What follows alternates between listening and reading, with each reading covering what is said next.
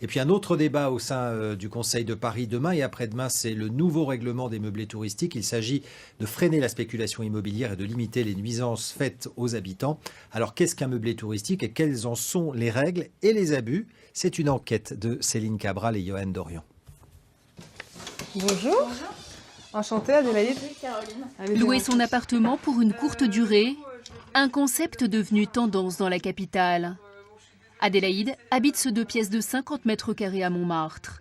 Ce jour-là, elle met sa résidence principale intégralement meublée à disposition de Caroline pour un week-end. Ici vous avez la douche, je vous ai laissé shampoing, savon, c'est gentil. N'hésitez pas si... 60 € la nuit pour loger en plein cœur de Paris, un prix défiant toute concurrence.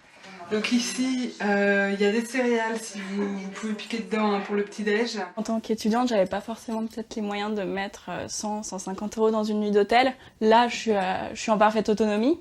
Je peux faire ce que je veux, je peux prendre mon petit-déj dans mon appart, je peux aller faire mes courses. C'est parfait. Adélaïde a demandé l'accord de son propriétaire avant de louer son logement pour une courte durée. Si cette location lui permet d'arrondir ses fins de mois, la jeune femme ne fait pas ça que pour l'argent. Pas trop cher, 60 €. Ce que j'aime bien aussi, c'est pouvoir participer, aider des gens à également économiser, trouver des logements moins chers et puis rencontrer ces personnes.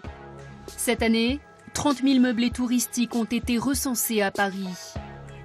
Des logements principalement concentrés dans des quartiers très demandés comme Montmartre, Saint-Germain-des-Prés ou encore le Marais, et détenus parfois par des multipropriétaires qui n'hésitent pas à faire grimper les prix des locations pour faire fortune. Jean habite le Marais depuis 65 ans.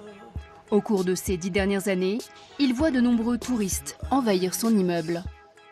5-6 personnes, si vous êtes dessous ou dessus, c'est intenable. C'est tout. Alors moi, j'interviens. S'ils font trop de bazar, j'appelle les propriétaires. Et lorsque les propriétaires sont injoignables, les plaintes des habitants arrivent à la police des meublés. Ici, une vingtaine d'agents font la chasse aux logements illégaux sur Internet. 900 habitations douteuses sont actuellement en cours de contrôle à Paris. Donc nous avons une enquête ce matin qui a été faite par un contrôleur dans le 12e arrondissement, sur la rue Moreau. Objectif, débusquer ces multipropriétaires qui se sont lancés sur le marché des meublés touristiques sans autorisation préalable de la mairie de Paris. Des multipropriétaires qui s'exposent à 25 000 € d'amende. Un propriétaire est en infraction s'il propose un logement finalement, qui n'est pas sa résidence principale,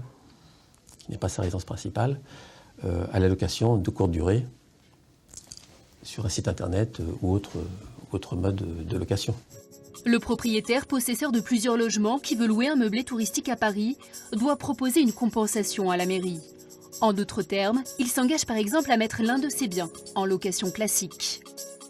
Nous allons renforcer ces règles puisque aujourd'hui les surfaces de compensation pouvaient être sur un arrondissement différent. Maintenant, systématiquement, la compensation devra se faire dans le même arrondissement.